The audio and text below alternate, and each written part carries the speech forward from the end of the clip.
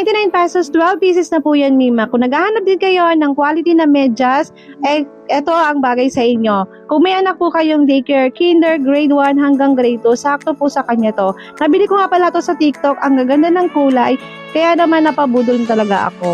Yung anak ko ay kinder, sakto sa kanya, stretchable pa to, kaya paniguradong kasya pa yan hanggang grade 2. 12 piraso na yan, Mima, kaya hindi ka nalaban ng laba. Hindi yan tulad na nabibili sa palengke na manipis, ilang gamitan lang, butas na.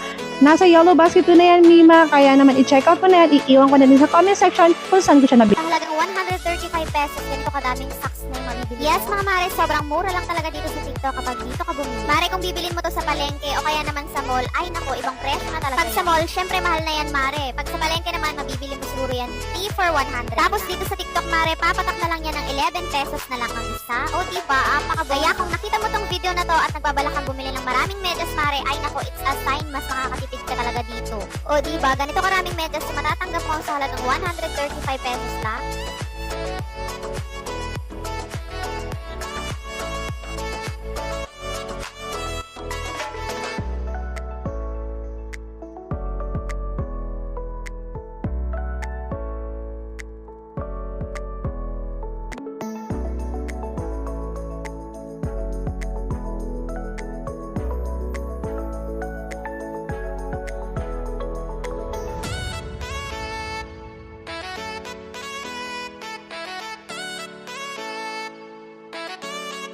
Ganito rin pala yung ring ni Fiang. Well, parehas na kami. Ang ganda ang klase niya. 80 pesos ko lang palang itong nabili, guys. Nang-tarnish na rin siya. At kahit mabasa, ay okay lang. Adjustable na rin yan. Kahit medyo mataba yung fingers mo, ay kakasya siya. Naniniwala ako na tuwing nagsusot ako ng ganito, ay nabablock niya yung mga bad energy, mga bad vibes sa paligid ko. Yung mga taong mapamusga, yung mga taong may jealous sa'yo, yung mga taong may masamang balak sa'yo, iba-bounce back talaga niya.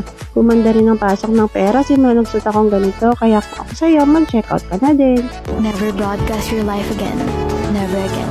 Never ever tell them again. Never tell them what's going on in your life. What's the state of your mind, or what phase you're in. Try to remember this. Deserve ko magkaroon ng ganito.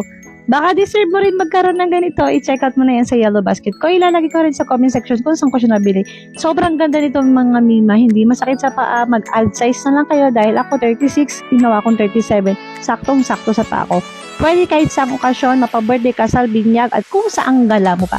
Kaya kung ako sa'yo, Mima, mabudol ka na. Ano yan?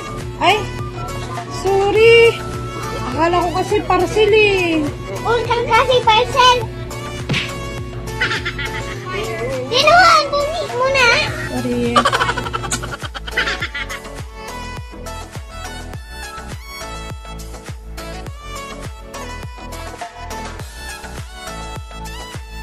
Mahilig ka rin bang mag-short? Sa halagang 129 pesos, meron ka ng 6 nito.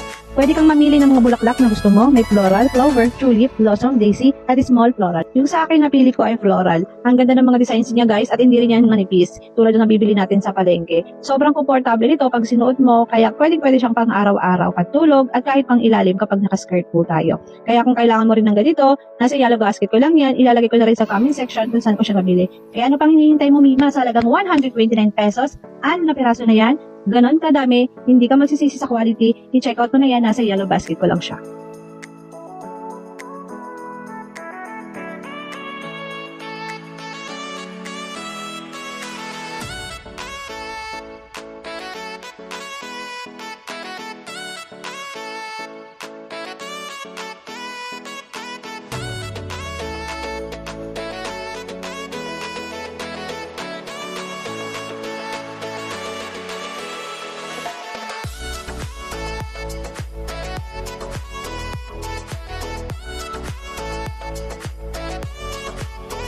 This is your protection from evil eyes. Sa mga taong tumitingin sa'yo, nagkakast sa'yo ng evil purposes nila. Ito yung taga-block. Usually, it bounces back the negative energy to its sender. For example, ikaw na nanonood sa akin ngayon, meron kang masamang balak sa akin o meron kang masamang thought sa akin, binabalik niya lang yan sa'yo.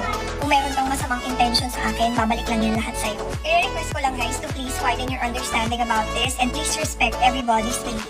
Well, honestly, kagaya nga nasabi ko, wala naman akong pakialam kung hindi kayo naniniwala or what. It's just that, don't disrespect other people's belief. Eh, hindi ka-clarify ko lang din yung mga nagsasabi na pag naniniwala kayo sa ganyan, ibig sabihin mahina ang faith nyo. That is one thing you cannot shake off of me. My faith.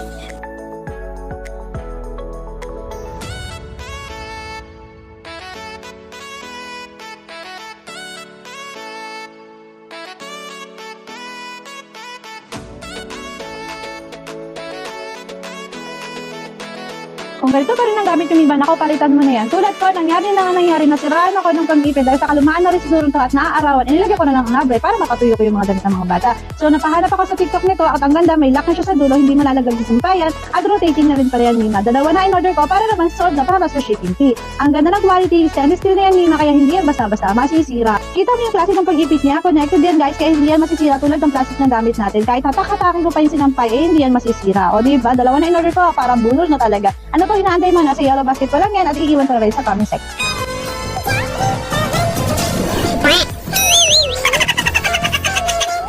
Legit nga na mapapasan-saan ka talaga. Umasa na naman yung mga supply na yan. Kahit ang dami-dami na. Kaya naman, eto, 55 pesos, 12 piraso na, i-check out mo na yan.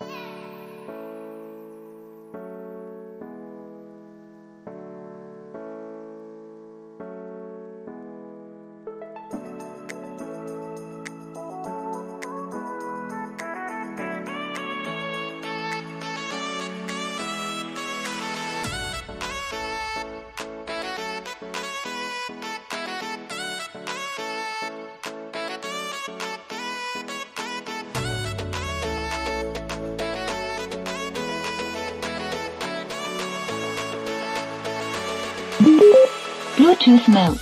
Ito nga yung uso-uso ngayon sa TikTok, kaya napabili na rin ako. Ito yung minimalist portable karaoke with dual microphone. Mas nagandahan ko dito ay pwede mo siya madala kahit saan ka pumunta.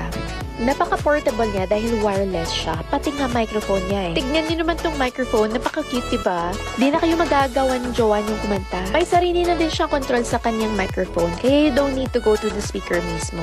You also don't need ng battery para sa microphone because rechargeable to at pwede niyo siyang i-charge sa power bank niyo. Need niyo lang talaga i-connect yung Bluetooth niyo sa mismong speaker. Ang mas maganda pa dito ay may LED light siya. Pwede mong babaan or taasan yung echo niya.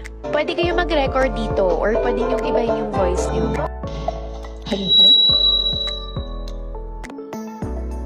Hello? Hello? Hello?